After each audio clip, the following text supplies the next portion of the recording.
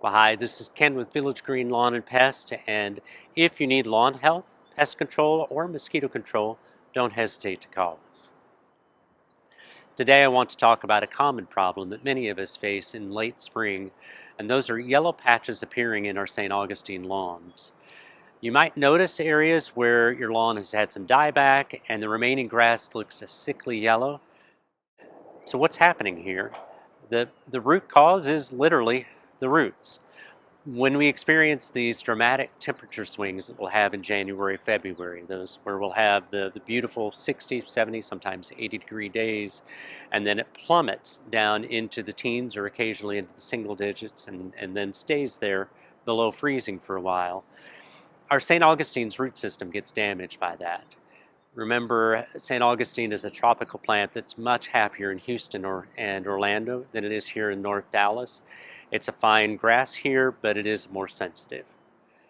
So come May, when we get our warm weather and rain, the grass tops really want to grow rapidly, but the roots simply can't supply enough nutrients, water, and oxygen to keep up. And that's when we start seeing those yellow patches, and sometimes the grass will even die off completely in those patches. But the good news is, St. Augustine is an incredibly aggressive plant.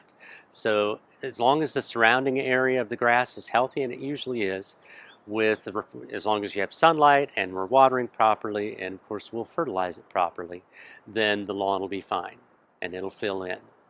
So what do we need to do to prevent this from happening or reduce the chances of it happening?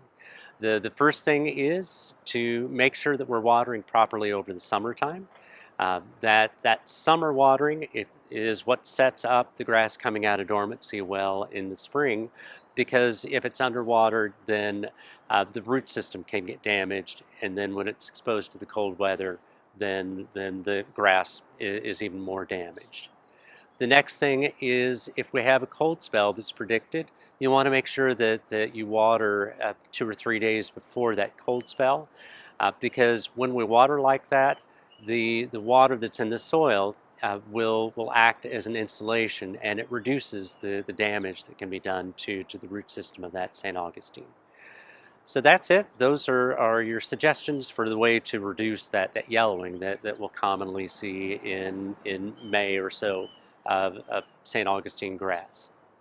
This is Ken with Village Green. If you like these videos, please subscribe to our YouTube channel and send them on to your friends and family. Ken with Village Green, local experience you can trust.